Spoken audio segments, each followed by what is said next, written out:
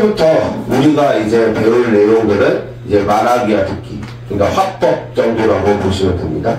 우리가 대화를 하는 과정에서 어떻게 하면 그 상대방과 대화를 잘하는 거고, 어떤 자세, 어떤 태도를 가지고 대화를 해야 되는지, 그거에 대한 이야기를 좀 해볼까 해요.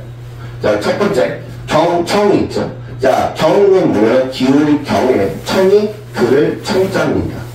자, 그딴 얘기는 뭐야? 무슨 뜻이야? 귀를 기울여서 듣는다는 얘기야. 누구를? 무엇을? 수연아, 무엇을 귀를 기울여서 듣는다는 거죠? 남의 말. 남의 말. 그러니까 상대방의 말이죠.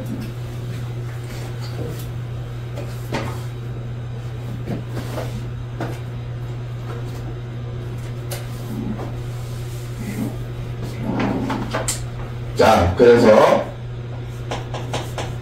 경청은 상대방의 말을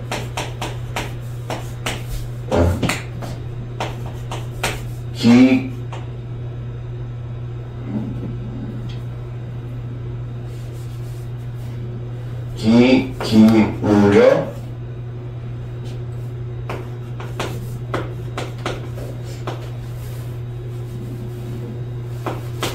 듣는다. 이렇게 우리가 보시면 되겠죠. 자, 그래서 여기 예시를 봐봐. 말을 잘하는 사람보다는 남의 말을 경청할 줄 아는 사람이 진정한 리더이다. 그쵸? 우리 그 예능 프로그램을 보면 그 대한민국의 탑 MC 개그맨이라서 좀 그렇고, 우리나라 그 대한민국의 탑 MC가 누구야? 그래서 유재석이죠. 많은 연예인들이 유재석과 같이 프로그램을 하고, 유재석이 MC인 프로그램에 나갔던 사람들이 공통적으로 하는 얘기가 뭐냐면, 유재석은 남의 말을 잘 듣는데, 남의 말을 잘 듣고 하나하나 아주 사소한 것까지 캐치를 해서 기억을 해서 그거를 그 방송에서 실제로 이 사람들이 한 사람만 너무 말하지 않도록 조절을 잘해가지고 이 사람이 아까 했던 그 아주 사소한 얘기더라도 꺼내가지고 에피소드를 만들고, 그런 것들을 굉장히 잘한다고 하더라고. 그러니까 이런 상대방의 말에 귀를 잘 기울여서 듣는 것, 그걸 우리가 경청이라고 합니다. 자, 그리고 두 번째, 공감입니다. 이 공자는 함께 공자에 느낄 감자야. 어떤 함께 정서를 느낀다는 거죠. 서로 어떤 그 느끼는, 공유하는 정서를 함께 느낀다는 거예요. 그래서 뜻을 보면 인간의 감정, 의견, 주장 따위에 대해서 자기도 그렇다고 느낀다. 또는 그렇게 느끼는 기분이라고 보시면 되겠습니다. 자, 예시를 한번 보면요. 지구온난화가 우리의 당연한 현실 문제라고 지적한 데에서는 나 역시 공감하고 있다. 이런 것들.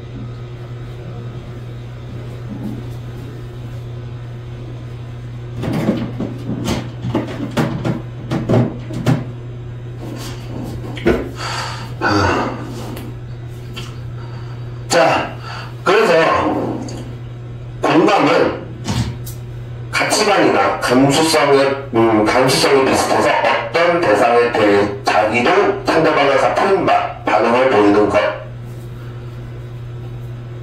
어떤 그것과 비슷한 말로 무슨 뜻이냐면 동감도 있습니다. 동감. 그러니까 공감과 동감, 이거 다 비슷한 말이에요. 그래서 뭐 공감적 대화, 공감적 능력, 이런 것들이 그 적극적으로 상대방의 마음을 헤아려서 그 사람을 차지해서 느끼고 생각하는 그런 행위, 그걸 우리가 공감이라고 하죠. 자, 그러면 우리가 공감과 관련된 사에서 뭐가 있을까? 공감과 관련된 사져서 이런 거 한번 들어봤니? 역지사지. 역지사지 무슨 뜻이야? 역지사지.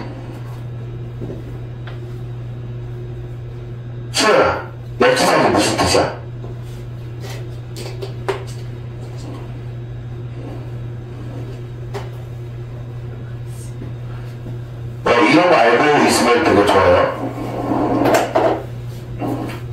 이 역자가 반대 역자입니다. 상대방. 그러니까 여기 그 짝에다가 적어주세요.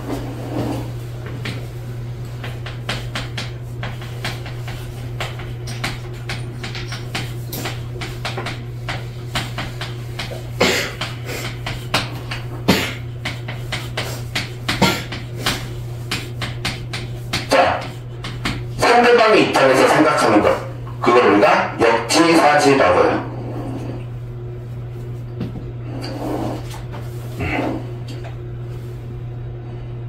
그러니까 상대방이 싫은 거는 나도 싫은 거야. 그러니까 상대방이 싫은 거는 내가 시키면 안 돼. 이런 게 이제 역지사지입니다. 예를 들면 내가 수현이를 때렸어. 그럼 수현이 어때? 맞으면 어때? 아프죠? 그러면 수현이는 다른 친구, 다른 학생을, 다른 사람을 때리면 돼, 안 돼? 안 되죠? 왜? 상대방이 아플 거니까. 이게 이제 역지사지죠. 그래서 상대방의 입장에서 생각하는 것. 자, 그 다음에 공정성이 있습니다. 자, 공정성이라고 하는 것은 공평하고 올바른 성질이에요. 그 공평하다는 게 뭐야? 공평이 무슨 뜻인지 알아야 되겠죠?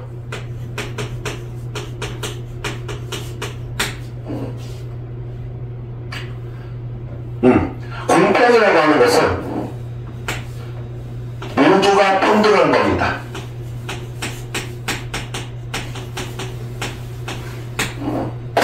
모두가 평등한 거예요. 공공이 평등한 것, 그걸 우리가 공평이라고 해요. 모두 공자의 평등한 평자. 그러니까 공정성이라고 하는 것은 모두가 평등하고 모두한테 올바른, 옳다고 여겨지는 성질, 그걸 우리가 공정성이라고 합니다. 자, 언론에서 가장 중요한 점은 공정성과 진실성이다. 그러니까 언론에서 뭔가를 보도를 하는데 그 보도는 모두한테 평등하고 어떤 올바른 가치, 그거를 전달하는 게 언론의 역할이죠. 그리고 그 속에서 진실성, 이 사건이 과연 본질은 뭔가, 어떤 이유와 원인적 벌어졌는가, 그거를 보여주는 게 중요하죠. 그래서 우리가 보통 이제 언론들한테 하면 굉장히 이제 이 언론에 따른 성향이 조금 달라. 그러니까 어떤 언론은 보수적인 언론이 있고, 보수적인 언론은 좀 뭐랄까 어떤 우리의 그 원래의 어떤 가치, 이런 것들을 지키는 언론이고, 어떤 거는 진보적 언론이 있습니다. 진보는 앞으로 나아가는 거야. 조금 혁신적이고, 조금 약자의 사서 얘기하는, 보도하는 언론이 있어요. 아무리 보수 언론과 진보 언론이라고 하더라도 그 신문사에서 바라보는 어떤 상황이나 사건의 본질은 흐트러지면 안 됩니다. 근데 많은 언론들이 사실 이걸 못하죠. 만약에 우리 신문사에서 이 사람이 되게 싫어요. 그러면 이 사람이 진짜 완전히 까발려질 때까지 추적해서 막 팝니다. 심지어 그 언론의 그런 공정하지 못한 행태 때문에 연예인들이나 정치인들이나 어떤 다른 사람이 다치거나 피해를 보거나 심하면 자살하기도 하죠. 이런 일은 있으면 안 된다. 이런 게 바로 공정성입니다. 모든 사람들한테 공공으로 평등하고 공동으로 모두가 평등하고, 그리고 모두한테 올바른 가치가 있는 것들을 전달해야 됩니다. 무슨 말인지 알겠니? 수영이 너는 그 신문 보니? 네? 신문 보니? 신문 안 봐? 선생님은 그래서 개인적으로 인터넷 신문이라도 좋으니까 어떤 뭐 한겨레 신문이라든지 아니면 조선일보 뭐 그런 것들을 조금 그 언론 성향에 성향에 따라서 보수언론과 진보 언론의 성향의 어떤 신문들을 좀 읽어봤으면 좋겠어. 그러면 신문을 읽으면 나중에 국어도 잘 알게 되고요. 그리고 나중에 이제 그 어떤 독해력, 국어 능력이 굉장히 크게 상승해요. 근데 그 신문을 읽을 게, 그 신문을 읽어야 되는 그 시기가, 선생님이 봤을 때는 중학교밖에 없어. 왜냐면 고등학교 때 독해력을 키우겠다고 신문에 읽는 거는, 너무 시간 낭비라. 다른 공부해야 될 것도 많기 때문에, 그래서 수환이가 종종 좀 신문 같은 거 읽으면서, 신문에 따르면 재밌는 얘기들도 많아요. 연예인 얘기도 나오고, 스포츠 얘기도 나오고, 그리고 내가 좋아하는 류의 어떤 얘기들, 책에 대한 소개, 이런 것도 나오거든. 이런 것들을 보면서, 배경 지식을 쌓는 건 되게 좋은 거다. 라고 보시면 되겠습니다. 자, 그래서, 그러면 이 공정성과 지금 우리가 배운 공정성과 반대가 되는 건 뭐냐? 자, 그 밑에 나오죠. 바로 편파성입니다.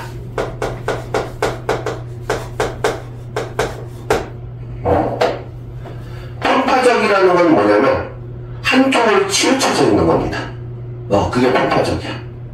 예를 들면 물론 학교 선생님들이 그러면 안 되겠지만 선생님이 어렸을 때는 그런 게 굉장히 많았어요. 학교 선생님들 학생들을 지도하는 데 있어서 이 선생님이 저 학생을 되게 좋아해. 그러면 저 학생한테 되게 잘해줘. 그 다른 학생들한테는 틱틱대고 잘 못해줘. 이런 것들. 한쪽으로 치우쳐서 이 학생을 생각하고 잘해주고 챙겨준 거. 이런 것들을 우리가 편파적이라고 하죠. 그래서 우리가 편파 중계라는 말도 있잖아. 뭔가 스포츠를 중계하는데 각 팀의 어떤 상황인 그거를 정확하게 전달해야 되는데 한쪽 팀한테만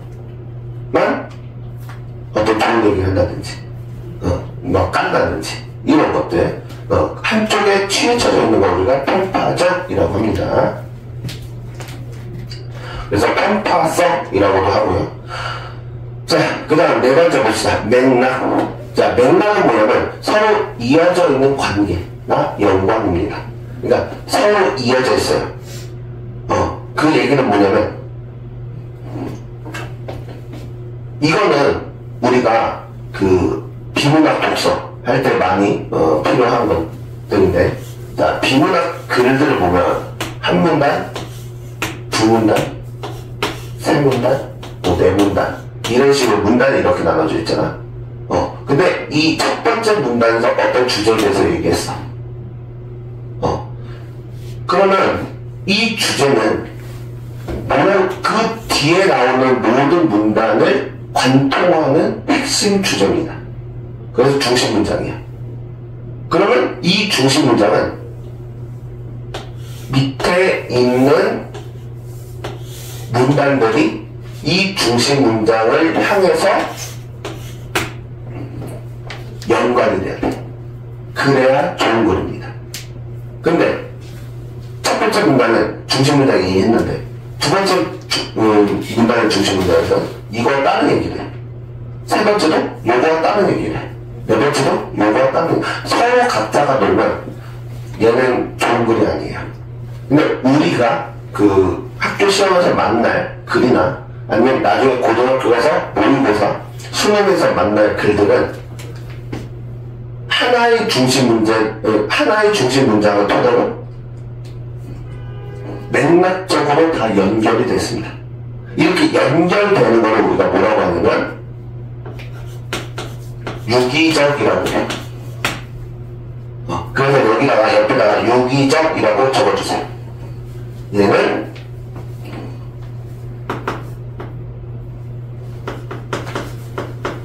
서로에게 연결되는 것. 그래서 모든 지문은 유기적 연결로 글이 흘러갑니다. 그러니까 우리가 글을 읽을 때는 어떤 유기적인 독해를 해야 돼. 그러니까 이 단락들을 따로따로 이해하는 게 아니라 첫 단락에서 이해한 것을 바탕으로 두 번째, 세 번째, 네 번째 단락까지 이어서 연결시켜서 우리가 독해를 해야만 그 글의 전체적 인과를 볼 수 있어요. 그게 수능 독해야. 그래서 선생님이 앞으로 너와 함께 수업을 하면서 내신 기간 때는 물론 내신 하겠지만 내신 기간이 아닌 비내신 기간 때는 이런 방법들을 계속 훈련시킬 거야. 고등학교 때 국어를 잘할 수 있도록. 자, 예를 들면 중학교 때 국어를 잘했어. 근데 고등학교 때 완전히 바람을 쳤어. 그러면 뭐해? 실제로 대학에 들어갈 때 중요한 거는 고등학교 성적인데. 그러니까 중학교 때 못해도 돼. 그러니까 중학교 때는 중학교 교과 과정에서 나오는 그 어떤 개념적인 내용, 그리고 어떤 이론, 국어, 시 이론, 이런 것들을 잘 공부하는 게, 문학 개념, 이런 것들 잘 공부하는 게 중요하고, 그거를 바탕으로 고등학교 때는 어떤 글을 읽는 과정을 배우면서 하나씩 적응을 보면서 올바르게 읽는 게 중요합니다. 무슨 말인지 알겠지? 그러니까 고등학교 때 공부를 잘하는 게 진짜 중요해요. 자,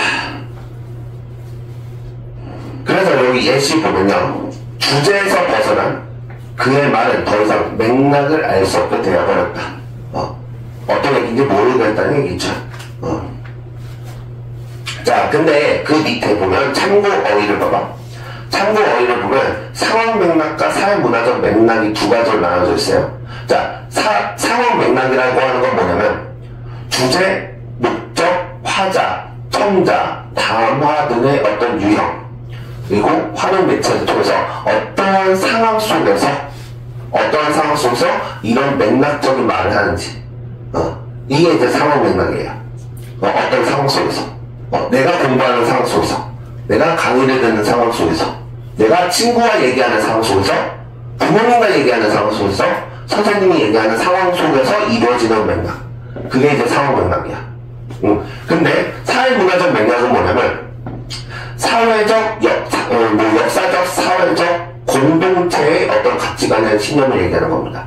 그러니까 예를 들면 6.25 전쟁, 일제강점기, 어떤 역사적, 사회적 맥락이나 공동체의 가치관과 신념에 대해서 얘기하는 게 바로 사회문화적 맥락이다 라고 보시면 되겠습니다. 아, 맞다. 그 위에 우리가 공정성의 참고로 이것도 안 했네. 이거 한번 봅시다. 자, 우리가 공정성에서 우리가 좀 같이 알면 좋은 단어들이 뭐가 있냐면 타당성하고 신뢰성이 있어요. 자, 타당성이라고 하는 건 뭐냐면 주장과 근거가 합리적이고 일관성을 갖추고 있는 현재, 그걸 우리가 타당성이라고 해요. 어떤 주장을 해, 그리고 그거에 대한 근거를 얘기해. 근데 이것이 그냥 여기서만 오는 것이 아니라 이 관계가 항상 올라야 돼요. 합리적이어야 돼. 불합리적이면 안 돼. 그리고 이게 항상 일정해야 돼요. 일관성이 있어야 됩니다. 그래서 이런 주장과 근거의 관계가 합리적이고 일관성, 그걸 우리가 타당성이라고, 타당하다. 그럼 타당하면 뭐야? 타당하면 우리가 이 글을 훨씬 더 신뢰하기가 높겠죠. 높은 신뢰도를 보여줄 겁니다. 자, 그래서 그 밑에 신뢰성 있죠. 신뢰성은 뭐야?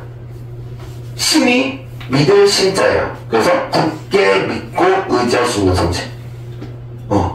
그래서 이게 맞다 라고 믿으면서 의지할 수 있는 그 성질을 우리가 신뢰성이라고 합니다. 그래서 모든 글은 물론 공정성도 있어야 하지만 제일 중요한 건 뭐냐면 바로 타당성과 신뢰성이 얼마나 높냐, 이게 좋은 글입니다. 그럼 선생님, 글이 타당성과 신뢰성이 없는 글도 있어요? 없는 글도 있을까? 어떤 글들이 타당성과 신뢰성이 없을까?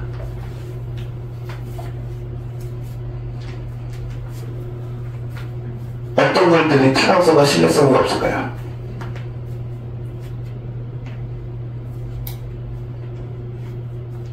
뭐예요?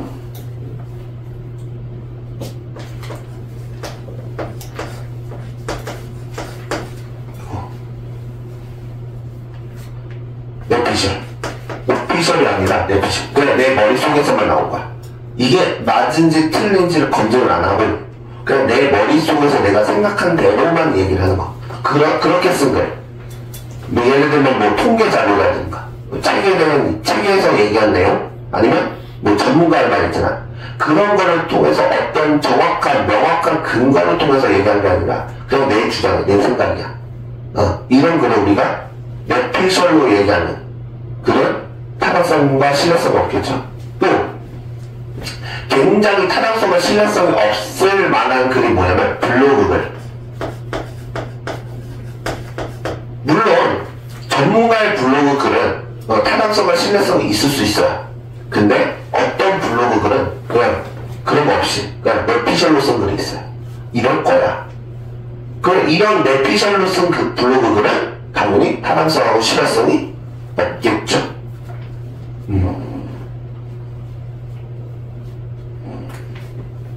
그래서 이렇게 보시면 됩니다. 자, 그 다음에 5번째 단어를 봅시다. 설득입니다. 설득은 뭐야? 이 설이 말씀 설자고 득이 얻을 뜻자예요. 이게 뭐야? 상대편이 이쪽 편의 이야기를 듣고 따르도록 하는 것. 그리고 상대편이 이쪽 편의 이야기를 따르고 여러 가지로 깨우쳐서 나가는 것. 그걸 우리가 설득이라고 합니다. 자, 내가 그 사람의 끈질긴 설득에 나는 그의 계획을 따르기로 하였다. 뭐 이런 것들이 있죠.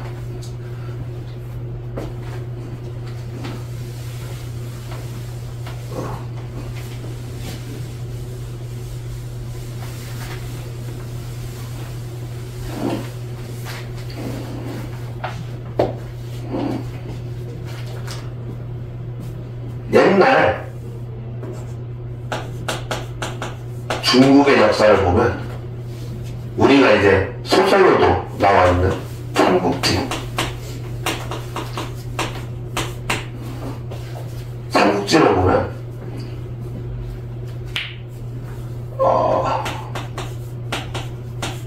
유비라는 사람이 초나라를 만들어요. 유비는 장비와 관우라는 두 사람을 밑에 부하로 두고 천하를 호령합니다. 그러면서 이제 다른 뭐 위나라나 오나라나 다른 나라와 경쟁을 하면서 사냥기 키워가죠. 근데 이 장비하고 관우는 무력은 되게 좋아. 되게 그 훌륭한 장수야. 근데 문제가 있어요. 어떤 문제가 있을까? 무식해요. 관우는 좀 똑똑해. 근데 장비는 완전히 깡통입니다. 개무식해요. 그러니까 굉장히 감정적이고 북한의 성격질이 많고, 그러니까 이 감정적이고 무식한 무력만 센 사람만 가지고는 유비가 천하를 통일할 수 없겠다. 내가 천하를 가질 수가 없겠다 라고 해서 이 유비가 다른 어떤 주변의 이야기를 듣고 그러면 내가 이 천하를 호령하기 위해서 가장 필요한 사람이 누굴까? 지략이다. 지혜. 그러면 지혜를 가장 뛰어난 사람이 누구냐? 라고 했을 때 제갈량이라는 사람을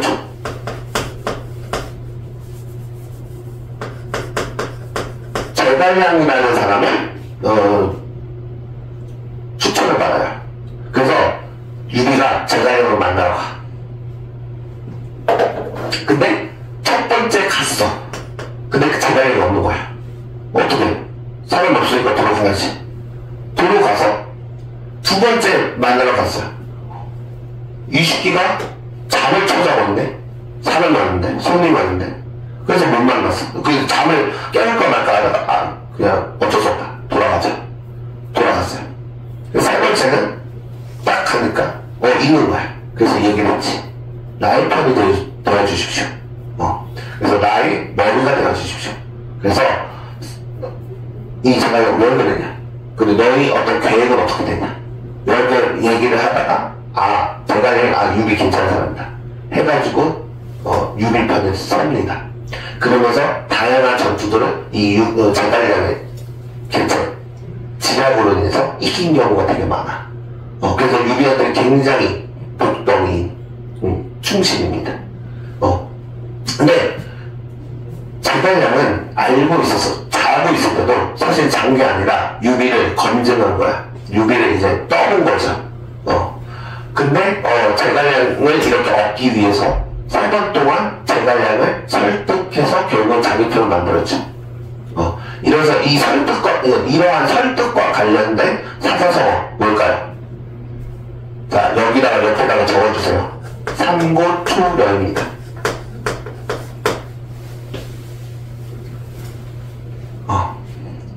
그러니까 3번의 고심 끝에 찾아가서 제갈량을 설득해서 초나라의 인재로 스카우트해서 이제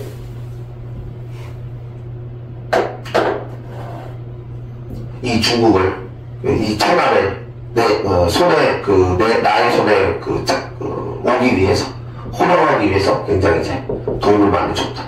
좋은 결과. 그러니까 처음에 설득이 안 돼도 여러 번 숙고 끝에 설득을 하면 이렇게 사람이 움직입니다. 그래서 설득 이런 건 되게 중요한 거야. 무슨 말인지 알겠니? 그러면 이 설득을 하기 위해서는 뭐가 중요해? 바로 이 설득을 하기 위한 어떤 근거가 중요하겠죠. 그쵸? 타당성과 신뢰성이 있어야, 근거가 있어야 사람이 움직이지. 아무 근거도 없이 사람은 어떻게 움직이니? 그죠? 이렇게 보면 되겠습니다. 자, 그 다음에 질의응답 봅시다. 자, 질의응답은 뭐냐면 질문하고 답하는 거죠. 쉽게 얘기해서. 선생님이 이제 수업할 때 종종 이제 질문 이렇게 얘기하죠. 그 선생님이 모르는 거 그리고 너희들 헷갈려하는 거에 대해서 답을 해주잖아. 이런 것들이 이제 질의응답이에요. 그래서 의심가거나 모르는 점을 듣고 의심이 나거나 모르는 점을 묻고 그 물음에 대해서 대답하는 일, 그거를 우리가 질의응답이라고 해요. 자, 그래서 여기 예문을 보면요. 자, 발표가 끝난 후 청중과의 질의응답이 이어졌다. 묻고 답하는 게 이어졌다는 거죠. 그래서 선생님이 어휘력 특강을 하면서 항상 이야기하는 게 뭐예요? 이 어휘력은 뭐를 통해서 우리가 공부를 해야 된다? 예문을 통해서 공부해야 된다. 왜? 예문을 통해서 공부해야만 그 단어의 어휘에 정확한 쓰임새를 알 수 있습니다. 이거는 영어도 마찬가지야. 대부분 많은 영어 선생님들도 얘기하는 게 단어를 외울 때는 문장, 예문을 통해서 외워야 된다. 왜? 똑같은 단어라도 어떤 문장의 예문에서 쓰이냐에 따라서 다른 의미로 쓰이기 때문에 그래요. 그리고 여러 가지 그 단어도 한 가지 뜻만 있는 게 아니야. 여러 가지 뜻이 있어요. 한 단어 안에도 똑같은 단어 안에도. 그걸 우리가 다이라고 하거든. 근데 이 문장에서는 이 단어가 요런 뜻을 쓰는데 다른 예문에서는 요런 단어가 다른 뜻을 쓸 수도 있다. 이렇게 다른 의미의 뜻으로. 그러니까 그런 어떤 어휘의 맥락을, 우리 방금 맥락 했잖아. 어휘의 맥락을 알아보기 위해서는 이 예문을 통해서 공부하는 게 제일 좋아요. 그래서 선생님이 숙제할 때도 단어도 쓰고 예문 쓰라고 하잖아. 그 예문을 통해서 어휘를 잘 이해하라는 겁니다. 그리고 이 교재 안에 나오는 그 단어들이, 어휘들이 중학교 1, 2, 3학년 교재에 공통적으로 많이 나오는, 등장하는 단어이기 때문에 일단 이 어휘들을 알고 있으면 너가 3학년 때 국어 공부를 할 때도 훨씬 더 그 국어 이해가 훨씬 더 빨라질 거야. 그런 일이라고 선생님이 이렇게 하는 겁니다. 그래서 이 문장, 이 예문 잘 보세요. 자, 그래서 이 질의응답과 비슷한 말로 뭐라고 하냐면 문답이라고 합니다. 문답. 여기 나오죠.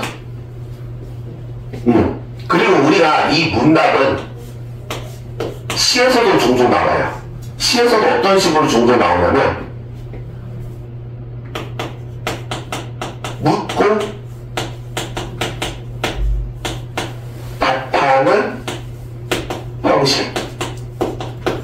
또는 시상전개.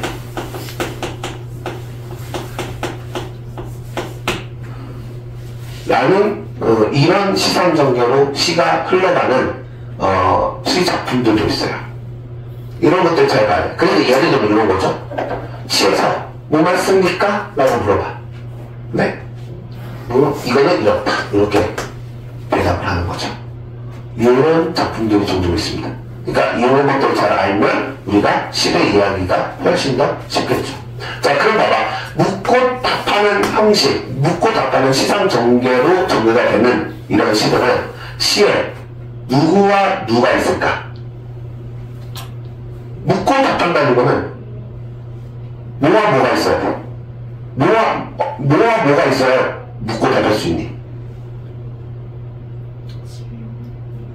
왜? 자, 봐봐. 너 혼자 있으면 답할 수 있니? 아니죠. 뭐야? 일단 화자가 있어야 되겠죠. 그럼 이 화자는 답을 줄 수도 있는 거고요. 아니면 물어볼 수도 있는 거야. 그러면 만약에 이 화자가 물어봤어. 그러면 누군가가 답을 해줘야 될 거 아니야. 그건 뭐야? 청자가 있죠. 그래서 묻고 답하는 시상전개일 때는 화자와 청자가 같이 나옵니다. 이거 잘 기억해두세요. 무슨 말인지 알겠니? 좋아요. 자, 그 다음에 추론 봅시다. 자, 추론은 미루어 생각하여 논하는 겁니다. 그리고 어떤 판단을 근거로 삼아 다른 판단을 이끌어내는 것. 그걸 우리가 추론이라고 해요. 예를 들면 이런 게 있어요.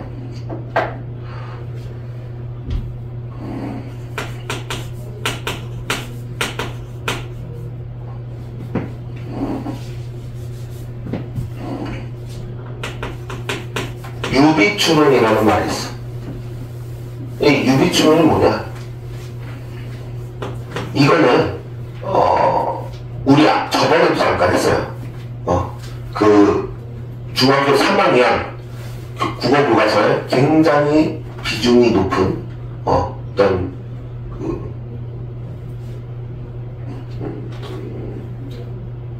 굉장히 중요한 그 개념 중에 하나입니다.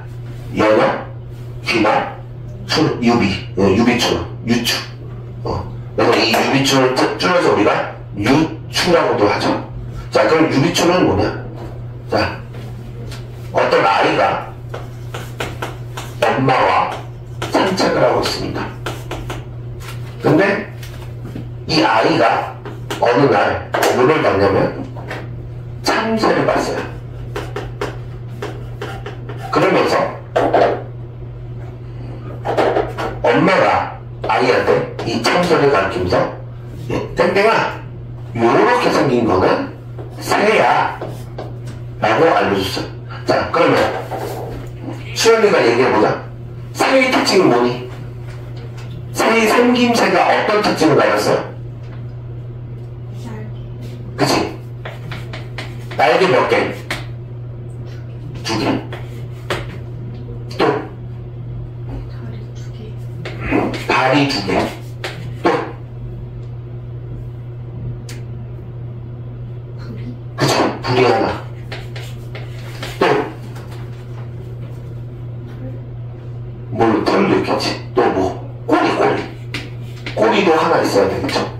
그쵸? 불이 하나. 이렇게 생긴 거는 새야 라고 알려줬어. 근데 이 아이가 어느 날 엄마와 다시 산책을 갔는데 이번에는 뭘 봤냐면 비둘기를 봤어요. 그러면 이 아이는 비둘기를 보고 얘가 새인지 아닌지 엄마가 얘기를 안 해줬는데도 새라는 걸 알아요. 왜? 비둘기 날개 2개 있니? 그치? 다리 2개 있니? 불이 하나 있니? 꼬리 하나 있니? 이런 것들을 우리 엄마가 전에 뭐라고 얘기했어? 새라고 얘기했어. 근데 비둘기 뭘까? 얘네들 다 충족이 되네. 비둘기도 새구나. 요런 게 추론이에요. 근데 비슷한 내용을 가지고 추론하는 걸 우리가 유비추론이라고 하는 겁니다. 요런 과정이 추론이라는 겁니다. 무슨 말인지 알겠니? 그래서 어떠한 근거, 요런 근거. 이런 근거로 삼아 다른 판단을 내리는 것. 얘가 세라는 다른 판단을 내리는 것. 이걸 우리가 추론이라고 해요. 무슨 말인지 알겠니? 오케이.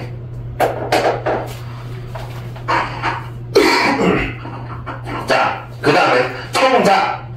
아까 선생님이 얘기했죠. 자, 선생님이 저번에 문학과 관련된 필수어에서 화자에 대해서 얘기했어요. 자, 화자는 뭐라고 했지? 그치, 말하는 사람이 화자라고 했죠. 그럼 청자는? 그렇지, 듣는 사람이죠. 왜? 이 청이 들을 청자인가? 그죠? 듣는 사람입니다. 그래서 여기 나오겠죠? 이야기를 듣는 사람. 그걸 우리가 청자라고 해요. 자, 그래서 예문을 보면요. 발표를 할 때는 청자의 나이나 지식 수준 등을 고려해야 된다. 왜? 그래야 듣는 사람이 그 내용을 잘 이해를 하겠죠. 선생님 어디 중학교에 강의를 갔어. 그래서 수련회가 똑같은 중3 애들이 있어. 그러면 중3 애들이 있으면 거기서 얘기할 때 중3 애들이 주로 이해하기 쉬운 어휘들을 사용을 해야 되겠죠. 그래 너희들이 이해를 잘할 거 아니야. 근데 선생님 중3 애들한테 강의를 하는데 대학생들한테 얘기하는 어휘를 막 써. 전문 용어를 써. 그럼 너희들 이해하니? 당연히 못하겠죠. 그러니까 발표할 때는 청자의 나이나 지식 수준이 굉장히 중요합니다. 그거를 고려를 꼭 해야 합니다. 그래서 여기서 비슷한 말로 선생님이 아까 얘기했던 대로 청자의 반대말로 이야기하는 사람은 화자라고 하고요. 자, 화자가 청자한테 말을 하는 거는 우리가 뭐라고 하냐면 발화라고 합니다. 무슨 말인지 알겠니? 화자가 청자한테 말을 하는 거는 우리가 발화라고 해요. 자, 그 다음에 마지막 중립적입니다. 중립적은 뭘까요? 아까 우리 편파적 아까 우리 편파적 했었죠. 자, 편파적이 무슨 뜻이라고 했어? 편파성. 뭐라고? 공정성 하면서 편파적 얘기했잖아. 공정성은 뭐야? 우리 모두가 그러니까 공정한 게 뭐냐고. 공정한 선생님 아까 얘기했잖아. 공정한 거는 우리 모두가 공평하면서 올바른 것이죠. 그게 공정성이라고 했죠. 근데 그거와 반대말로 우리가 선생님이 편파적을 얘기를 해줬어. 그럼 편파적은 뭐라고 했니? 선생님이 아까 설명하면서 한쪽에 치우쳐져 있는 거라고 했죠. 그죠? 우리 모두한테 공평하고 올바른 게 아니라 한쪽으로 치우쳐져 있는 게 편파적이라고 했죠. 그죠? 중립성은 뭐냐면 어느 편에도 치우쳐지지 않고, 즉 뭐야? 편파적이지 않고 중간의 입장에서 서는 것. 그게 이제 중립성이야. 무슨 말인지 알겠니? 자, 기억해도 공정성, 편파성, 중립성, 이 세 개 꼭 기억을 해야 된다. 알겠죠? 어휘 쓰는 숙제 하면서 꼭 이 세 개를 기억해 주세요. 알겠니? 자, 그러니까 자, 그러니까 중립성이라고 하는 것은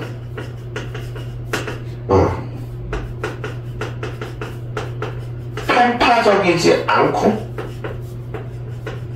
중간 입장. 이게 이제 중립성입니다. 자, 그래서 봅시다. 사회자는 공평하게 중립적으로 토론을 진행해야 한다. 그렇죠? 그러니까 토론이라고 하는 거는 뭐가 있어? 찬성과 반대가 있죠.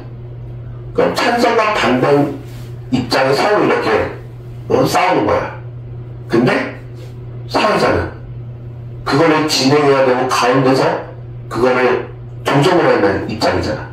근데 만약에 사회자가 나서서 찬성 측의 입장을 지지하고 의견이 비춰. 그럼 어떡해? 이거는 반대측이 오히려 불합리한 거죠. 왜? 2대1로 싸우는 거잖아. 원래 1대1로 싸우는 거죠. 그 사회자가 가설해버리면. 그러니까, 사회자는 편파적이지 않고 딱 중간에 있죠. 중립성을 지켜야 됩니다. 이런 것들. 무슨 말인지 알겠니?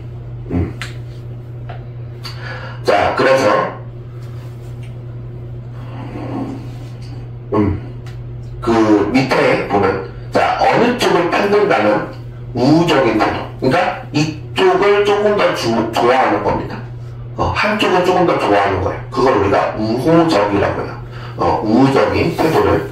어느 한쪽을 미워한다면 적대적인 태도를. 그러니까 우호적, 적대적 꼭 기억을 해야 됩니다. 무슨 말인지 알겠니?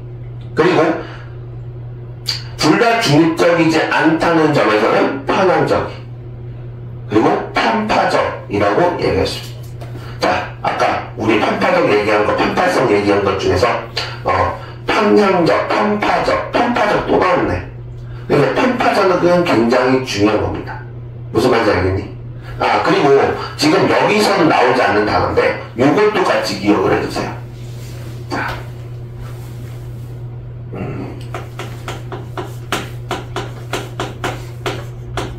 대립적도 있어요. 자, 대립적은 뭐냐면 어느 한쪽 입장과 반대되는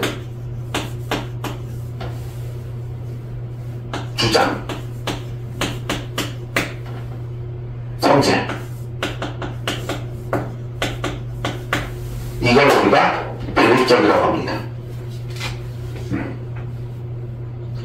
우호적과 반대로 기억해주세요. 우호적과 반대. 근데 약간 적대적하고는 달라.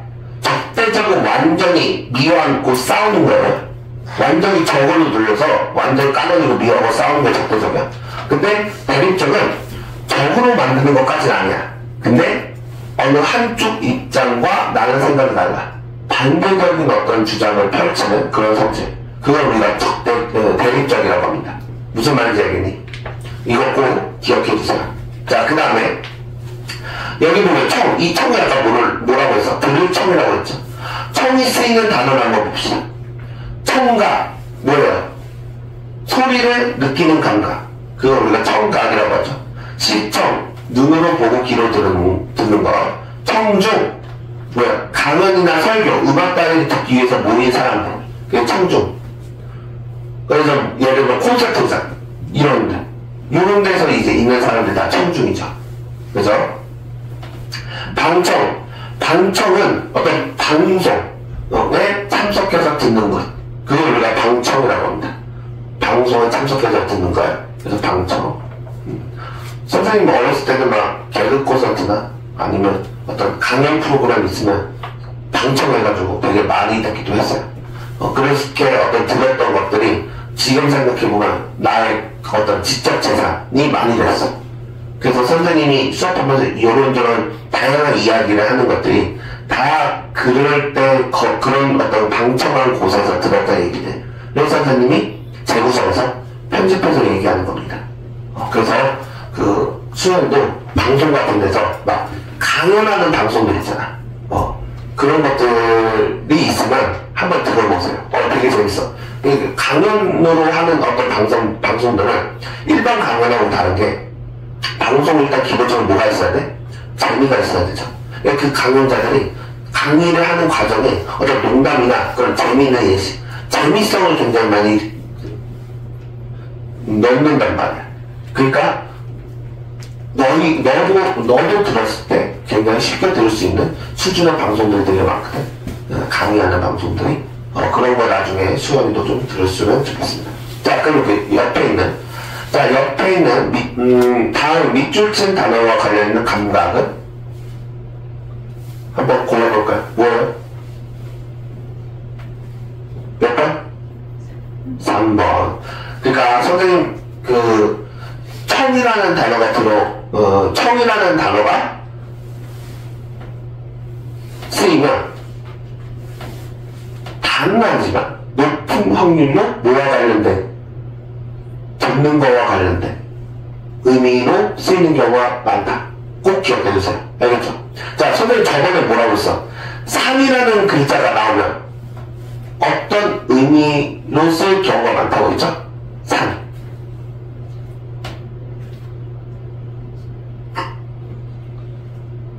산이라는 단어가 나오면 어떤 의미로 쓰이는 단어가 많다고 했죠? 산.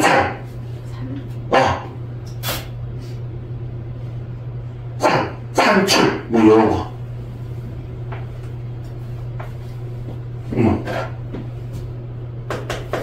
산출, 이런 거 같은 경우. 이렇게. 산이라는 단어가 쓰이면 어떤 의미로 쓰이는 경우가 많다고 했지?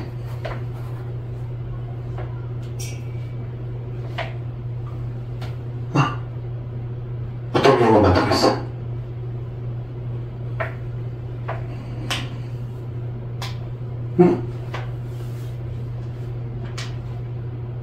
어떤 경우가 많다고 했어? 산이라는 그 단어가 쓰이면 계산과 관련된 의미의 단어가 많다고 했죠. 이런 것들 기억해두면 우리가 다른 내가 모르는 단어가 나왔을 때 추론하기가 좋겠죠. 유추하기가 좋겠지. 그렇지? 그러니까 꼭 기억해둬. 산이라는 단어가 나오면 계산과 관련된 단어의 확률이 높다. 물론 다는 아니지만. 근데 아까 지금처럼 청이라는 단어가 나오면 얘는 귀로 듣는 것과 관련된 의미로 쓰이는 경우가 많다. 무슨 말인지 알겠니?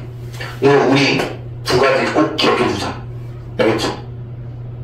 이런 것들을 여기 어휘력 수업에서 배워야 돼. 무슨 말인지 알겠니? 그래서 어떠한 단어의 특정 부분을 가지고 내가 모르는 단어가 나왔을 때 그 의미를 가지고 유추할 수 있는 그런 힘, 그런 능력을 너가 길러야 돼. 알겠어? 까먹으면 안 돼요. 오케이. 자, 그 다음에 그 뒤에 있는 문제들은 다 숙제로 풀어오시고요. 자, 24강. 24강을 봅시다. 자, 이것도 역시 말하기 듣기와 관련된 내용입니다. 첫 번째, 담화예요. 이 담이 뭐냐? 말할 담자와 말할 화자야. 그러니까 이 담화라는 건 뭐야? 말한다라는 거죠. 말하기. 그럼 우리가 말을 한다라는 거는 어떻게 말하는 거야? 화자와 청자가 서로 이야기를 주고받는 게 말하는 거죠. 그러니까 이 담화라는 거는 첫 번째 뜻, 서로 이야기를 주고받는 이런 뜻이고요. 두 번째, 한 단체나 공적인 자리에 있는 사람이 어떤 문제에 대한 견해나 태도를 밝히는 말. 그렇죠? 그러니까 어떤 한 단체 공적인 자리에 있는 사람이 어떤 문제에 대한 견해와 태도를 밝히는 말을 우리가 담화라고 하고요. 뭐 예를 들면 이런 거 있잖아. 대통령의 담화를 시작하겠습니다. 이런 거. 대통령이라는 건 뭐야? 이 나라의 어떤 위치, 가장 높은, 물론 지위상, 물론 우리는 민주주의 국가이기 때문에 대통령이 짱은 아니야. 그죠? 네. 우리 민중들이 이야기를 하면 그거를 대통령이 받아들이는 경우도 있죠. 근데 어쨌든 직위상은 대통령이 가장 높잖아. 대한민국 대표하는 사람이니까. 그죠? 그러니까 이 대통령의 담화를 시작하겠습니다. 라고 한다는 건 뭐야? 특정 공적인 자리에 위치하는 대통령이 어떤 문제에 대해서 그 대통령의 견해나 태도를 이야기한다는 거죠. 그게 이제 담화입니다. 무슨 말인지 알겠니? 그리고 둘 이상의 문장이 연속되어 이루어지는 말의 단위, 그걸 우리가 담화라고 합니다. 오케이? 자, 봅시다. 담화는 하나 이상의 발화나 문장으로 이루어진다 라고 되어 있습니다.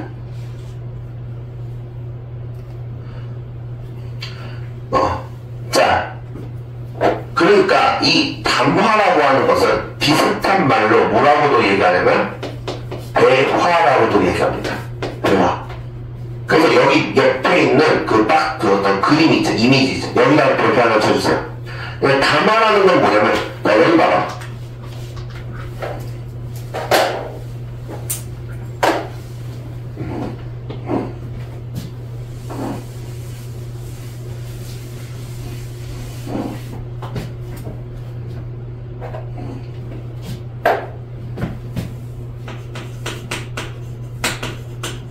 자, 담화라고 하는 것은 여기 화자가 있어요. 자, 화자가 뭐라고 했지? 그치? 말하는 사람이었지.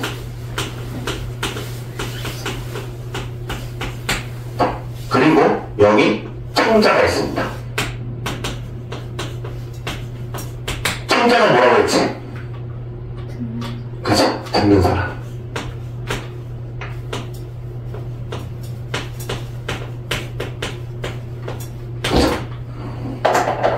그러면 화자가 청자한테 뭐라고 얘기할 거고요.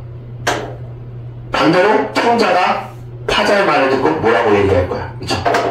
이거는 우리가 뭐라고 해요? 무엇을 얘기해요? 어떠한 내용을 가지고 얘기를 하겠죠.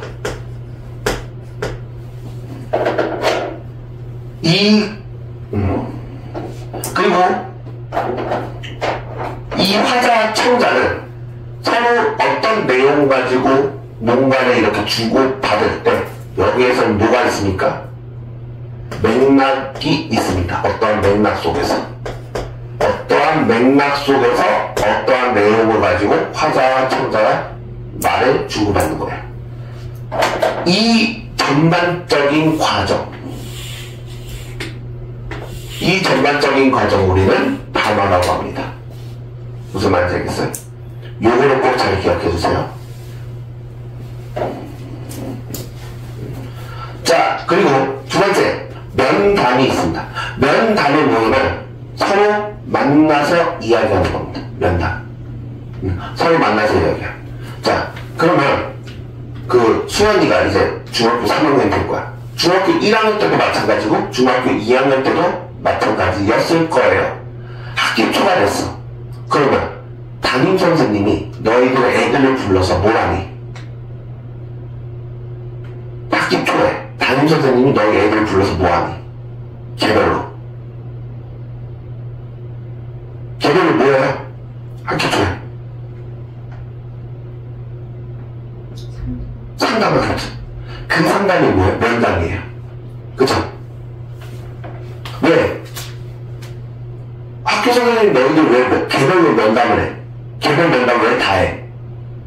모르잖아. 너희들이 누군지 모르니까 내가 1년 동안 지도한 애들인데 너희들에 대한 정보는 알고 있어야 되잖아. 그리고 그런 거를 바탕으로 내가 지도를 하는 데 있어서 공정하게 어느 누구한테도 치우쳐지지 않게 이 학생들 모두 다 좋은 방향이 될 수 있도록 지도하는 데 활용하는 거죠. 너희들 성향과 성격을 다 파악을 한다는 얘기야. 너희들 꿈이 뭔지, 너희들 뭘 잘하고 뭘 힘들어하는지, 이거 인간관계, 부부관계, 친구들 간의 관계는 어떤지 그런 것들을 파악을 해서 1년 동안 너희들을 지도하는 데 활용을 하는 거예요. 그러니까 학기 초에 면담하는 거지. 상담하는 거지. 그죠? 그래서 너희들은 상담이라는 말로 쓰겠지만 사실 이런 학교 선생님이 개별 상담하는 게 다 뭐예요? 면담이에요. 무슨 말인지 알겠어? 서로 만나서 이야기하는 거. 그쵸? 자, 그리고 토론 봅시다. 토론. 자, 토론은 뭐냐면 어떤 문제에 대하여 여러 사람이 각각 의견을 말하며 의논하는 거. 토론. 이게 탐구할 토자에 논의할 논자입니다. 자, 그래서 예를 들면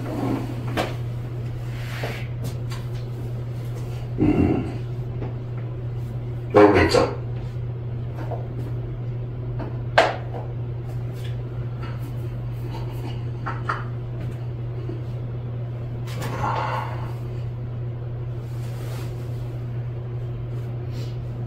그 반박중은 학교에 그 복장 주제가 있니? 복장이요? 교복 입는 거에 대해서 복장 주제. 예를 들면 그 학교 등교할 때 무조건 교복 차림을 해야 된다든지 이런 것들. 위에 걸치면 안 된다든지 이런 것들. 그런 거 있니? 사복 입으면 안 되고. 사복이 입으면 안 돼? 그러면 학교에서 무조건 다 교복? 근데 원래는 교복 입고 체육이 있으면 탈의실에서 체육복 갈아입으라 했는데 근데 요즘에는 체육복 입고 가도 뭘 안 해. 아, 뭐라 안 해? 그 체육복 말고 다른 사복 입고 가면? 원래는 안 되는데 애들이 다 입고 와가지고 아, 그래? 별로 안 잡아. 아, 별로 안 잡아. 아, 예전에 잡았어? 예전에는 뭐라 하죠. 아, 뭐라 해? 그럼 만약 걸리면 막 벌점 같은 거 받나? 요즘에 학교에 벌점 같은 거 있니? 별점은 아니고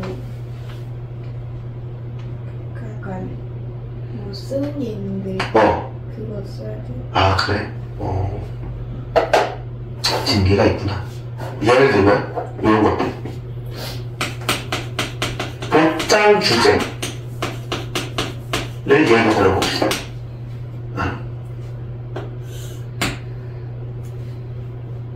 학교에서 무조건 교복만 착용해야 된다. 이거에 대해서 찬성과 반대가 있겠죠. 찬성과 반대가 있겠죠. 자, 수연이는 이 문제에 대해서 찬성하니 반대하니? 반대? 왜? 맨날 교복만 입을 수가 없어서. 교복을 여러 개에서 구매해오면 되잖아. 그걸 돌아가면서 빨아가면서. 교복이 비싸요? 또 다른 문제는 뭐가 있어? 반대하는 다른 이유.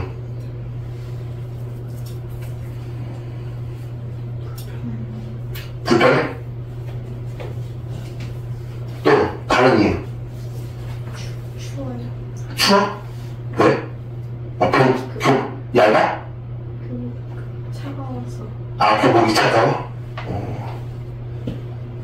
그리고 내가 듣기로는 여학생들은 이제 주로 이제 치마를 입잖아. 또는 아니면 뭐 블라우스 같은 셔츠를 입을 때도 약간 여학생들 치마나 셔츠가 좀 사이즈가 좀 작게 나와가지고 좀 입고 다닐 때 불편하다는 얘기를 되게 많이 들었어. 선생님, 그 친구들한테, 학생들한테. 아, 진짜 그러니? 근데 저 교복 안 입은 지 오래돼서 잘 모르겠어. 아, 교복 안 입은 지 오래됐어? 자, 그러니까 너가 교복 착용에 대해서 넌 반대를 했잖아. 그럼 반대 이유에 대해서 너가 쭉 나열을 했어. 이런 근거로 나는 반대를 한다. 그러면 찬성인 애들도 있겠죠. 예를 들면 입기 편하다. 왜? 사복을 입거나 아니면 뭐 체육복을 입거나 했을 때 내가 사복을 골라야 되잖아. 그럼 그 고민하는 어떤 그 시간이 있으니까 그게 귀찮다. 그래서 교복이 좋다. 또는 만약에 사복을 입으면 이 얘네들의 가정사가 다 드러나잖아. 잘 사는 애들은 좋은 옷을 입겠죠. 근데 못 사는 애들은 안 좋은 옷을 입겠죠. 그러니까 이게 어떤 경제 사정이 드러나잖아. 그러니까 스트레스 받는다. 차라리 교복을 입을 때 모르잖아. 그러니까 차라리 교복만 입는 게 낫다. 이런 주장이 있겠죠. 이런 것들로 어떤 문제에 대해서 여러 사람 각각의 의견을 말해서 논의하는 거. 그걸 우리가 토론이라고 합니다. 무슨 말인지 알겠니? 자, 그래서 그 참고해 봅시다. 토론할 때는 두 가지가 있어요. 첫 번째, 입론이 있고요. 두 번째, 반론이 있어요. 입론은 뭐냐면, 자신의 주장이 타당하면 논리적으로 증명하는 거야. 자신의 주장이 타당하면 논리적으로 입증하여 말하는 게 입론입니다. 그래서 입론에서 뭘 얘기하니? 어떤 주장을 얘기하고, 입론에서 어떤 주장을 얘기하고, 그 주장에 대한 타당한 근거에 대해서 얘기하겠죠. 그래서 주장과 근거로 얘기하는 게 입론입니다. 그렇죠? 그리고 반론은 뭐냐면 너의 말이 잘못됐어 라고 지적하는 겁니다. 너희 말은 잘못되고 우리 말이 맞아 라고 얘기하는 게 반론이에요. 무슨 말인지 알겠니? 그러니까 상대 주장이 타당하지 않다는 것을 증명하기 위해서 어떤 이 근거의 부정확성이나 부정확함이나 불충분함 이런 것들을 지적해서 말하는 그러니까 뭐예요? 반론은 찬성에서 이런 근거를 바탕으로 이런 주장을 했어. 근데 이거는 요 근거가 잘못됐어. 요 근거가 잘못됐어. 요 근거가 잘못됐어. 라고 지적하는 거죠. 그런 게 이제 반론입니다. 무슨 말인지 알겠니? 그래서 토론은 싸우는 거예요. 그래서 토론에서 항상 찬성과 반대로 나눠지는 겁니다. 근데 토의는 약간 달라요.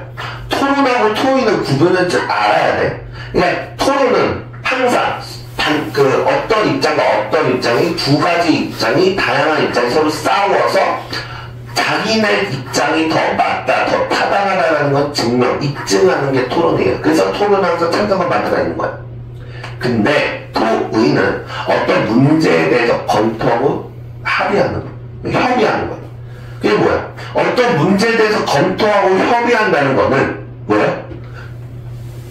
의견 제시하는 거죠. 그리고 그 의견 제시한 것들 중에서 가장 타당한 의견들을 선택을 하는 겁니다. 그게 토의예요. 무슨 말인지 알겠니? 그러니까 토론하고 토의는 다른 거다. 알겠니? 토론은 서로 다른 주장이 자기 주장이 맞다고 싸우면서 자기 주장의 타당성을 입증하는 거고요. 그리고 토의는 어떤 문제에 대해서 검토하고 협의하는 것뿐 싸우는 건 아닙니다. 그래서 다양한 의견들이 제시가 되면 그 중에서 가장 좋은 반응을 이끌어낼 의견을 선택하는 거예요. 오케이? 자, 그래서 예문을 보면 이번 활동의 주제는 모든 원킬이 서로 토의하여 정하기로 했다. 그래서 토의에서 다루는 문제를 의제라고 합니다. 자, 의제. 자, 그리고 토의 참가자들은 협조적인 분위기에서 협의를 통해 의결합니다. 의결은 뭐예요? 그 의견을 결정하는 거예요. 그게 의결이야. 무슨 말인지 알겠니? 의견을 결정하는 거, 그걸 의결이라고 합니다. 자, 그래서 협의는 여러 사람이 협력해서 의논하는 거를 우리가 협의라고 하죠. 자, 그 다음에 발표 봅시다. 발표는 어떤 사실이나 결과, 작품 따위를 세상에 널리 드러내어 알리는 것, 그걸 우리가 발표라고 합니다. 자, 그래서 인공지능에 대한 발표 자료를 준비하기 위해 도서관에 갔다. 그리고 발표와 비슷한 담화 유형으로 강연이 있습니다.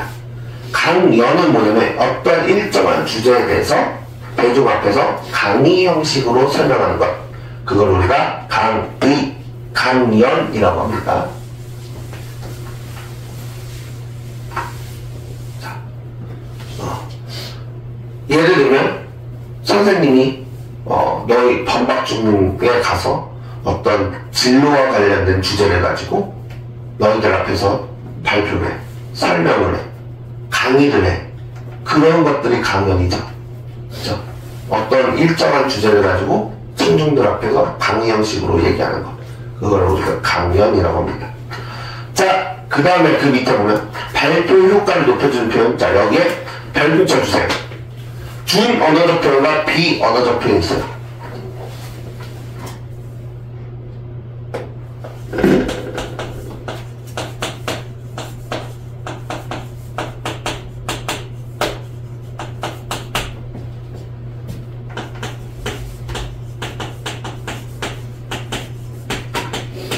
이거 잘 기억을 해야 됩니다. 이거는 나중에 고등학교 와서도 많이 써요. 자, 준 언어적 표현은 뭐냐면, 자, 준한다. 민철아, 준한다가 무슨 뜻이야? 준하다. 준하다가 무슨 뜻이야?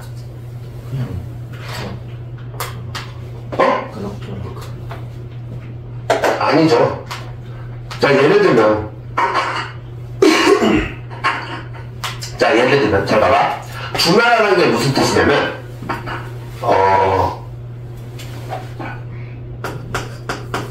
월드컵에서 어떤 나라가 결승전에서 이겼어. 그래서 1등을 했어. 그럼 이거 뭐라고 부르는 우리? 월드컵, 어떤 스포츠 대회에서 1등 하는 걸 뭐 했다라고 해? 그치? 우승이라고 하죠. 자, 그러면 2등은 그치? 2등은 준우승이라고 하죠. 여기서 준이라고 하는 건 뭐냐면 1등 근처까지 갔다 이거야. 근데 1등 못했어. 그게 준이야. 무슨 말인지 알겠니? 준의 의미가 그겁니다. 끝까지 가서 1등 근처까지 갔는데 1등을 하지 못한 것. 그 근처까지 간 것. 최고의 근처까지 간 것. 그거를 우리가 준이라고 해요. 가까이 갔다. 어떤 도달선 가까이 갔다. 라는 걸 우리가 준이라고 합니다. 무슨 말인지 알겠니? 이해됐어? 자, 그러면 준 언어적 표현은 뭐야? 언어 가까이 갔다 이거야. 무슨 말인지 알겠니? 언어적 표현 가까이 갔다 이거야. 근데 아깝게 약간 언어나는 거. 그걸 우리가 준 언어적 표현입니다. 무슨 말인지 알겠니?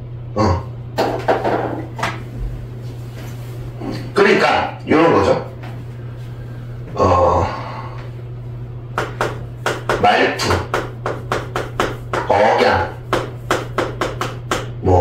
높낮이, 억양이 높낮이. 말투, 억양, 어떤 소리의 길이.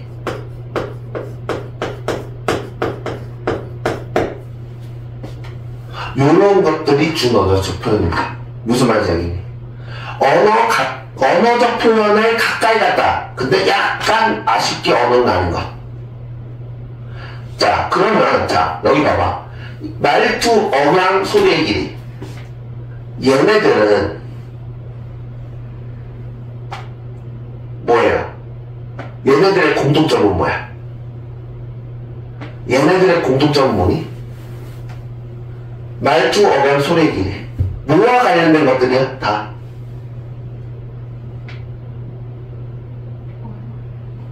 말과 관련되어 있는 거죠. 말과 관련되어 있잖아. 말투도 말이잖아. 억양도 말이잖아. 소리 길이도 말로 표현된 것 중에서 소리가 긴 거죠. 다 공통점이 뭐야? 말이에요. 말로 표현된 것들. 무슨 말인지 알겠니? 그러니까 준 언어적 표현은 말과 관련되어 있는 겁니다. 말과 관련되는 건데 산, 바람, 구름처럼 특정한 언어로 표현되지 않는 거. 말투, 억양, 소리, 길이. 이런 것들 우리가 준 언어적 표현이라고 합니다. 무슨 말인지 알겠니?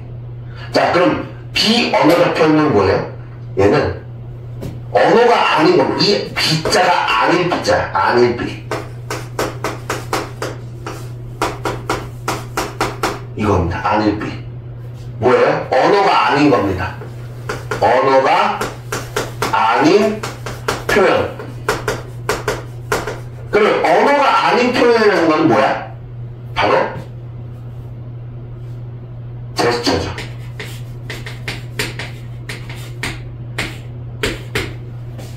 제스처로 표현하는 거. 이게 비언어적 표현이죠. 여기를 보세요. 선생님이 손가락을 가르쳤지. 이런 것도. 선생님이 행동으로 표현했지. 제스처로 표현했지. 근데 얘는 말과 관련된 게 아니잖아. 언어로 표현한 건 아니잖아. 근데 언어적인 기능은 해요. 왜? 포로가 알려준 거잖아. 그러니까 언어는 아닌데 언어적인 기능을 하는 애들. 그걸 우리가 비언어적 표현이라고 합니다. 무슨 말인지 알겠니? 근데 준 언어적 표현은 말과 관련된 건데 언어와 비슷한데 언어는 아닌.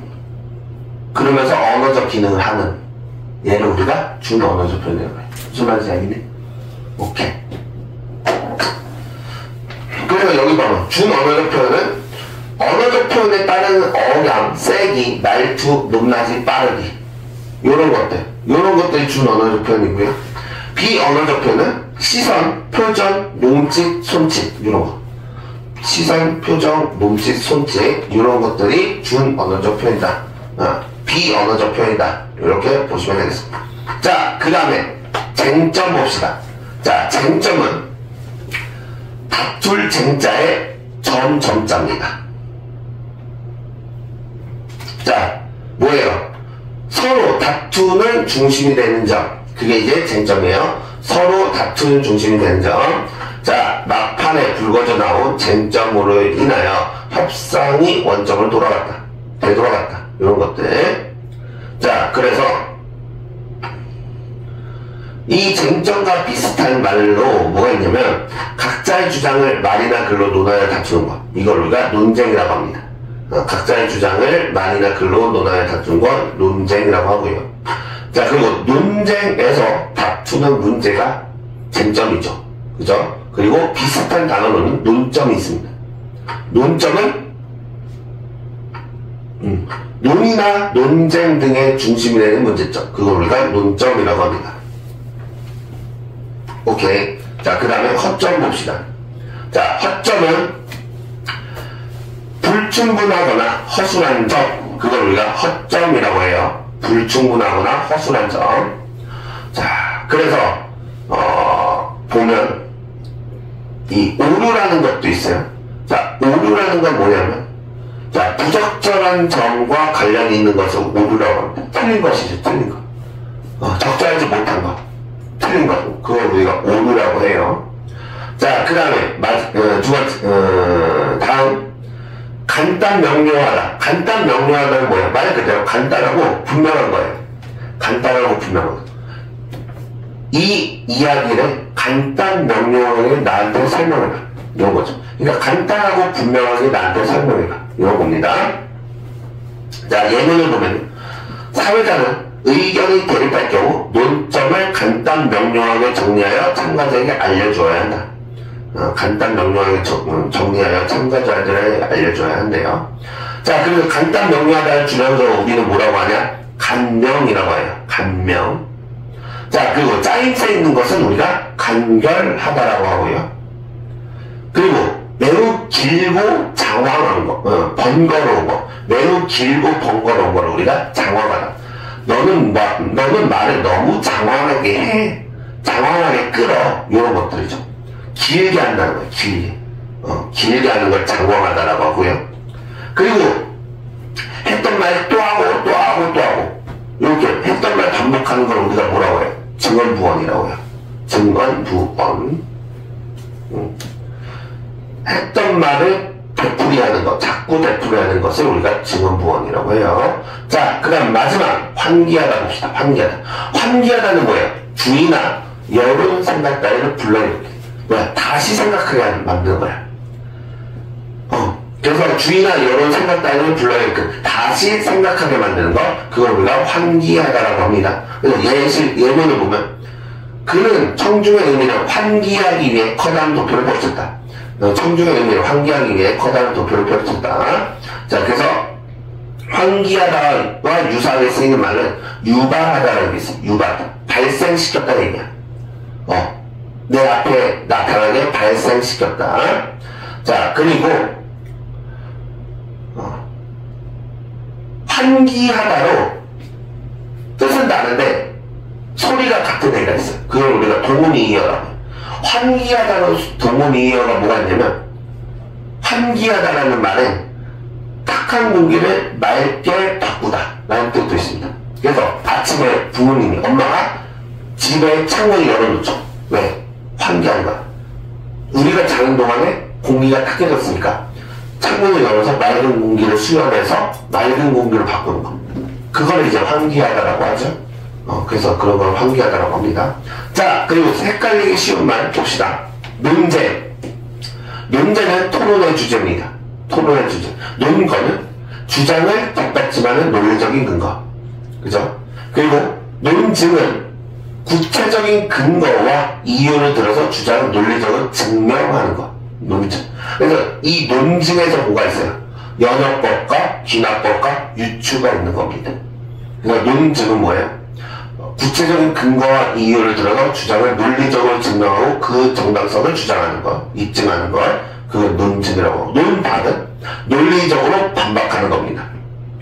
어떤 주장이나 의견에 대해서 그 잘못된 점을 조리 있게 공격하여 반박하는 것, 그걸 우리가 논박이라고 해요. 자, 여기 옆에 있는 거 봅시다. 가로에 한번 써볼까요?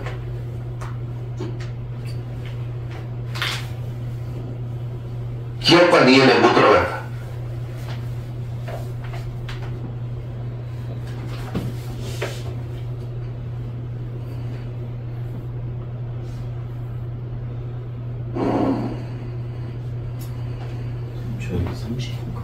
응, 이제 끝났어.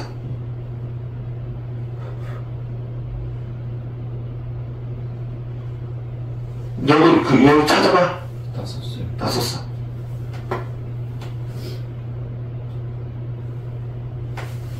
뭐 들어가니 기억하고 니네. 기억해? 논거. 니는 논다. 그쵸? 자, 그럼 오늘은 여기까지 하고요. 자, 숙제. 너 숙제 해라. 자, 숙제. 뭐냐면, 지금 오늘 여기까지 배운 단어, 노트에다가 한 번씩 쓰세요. 그 단어의 의미하고 예문 해서 한 번씩 쓰고요. 그리고 여기 몇 쪽까지냐? 문제가 171쪽까지.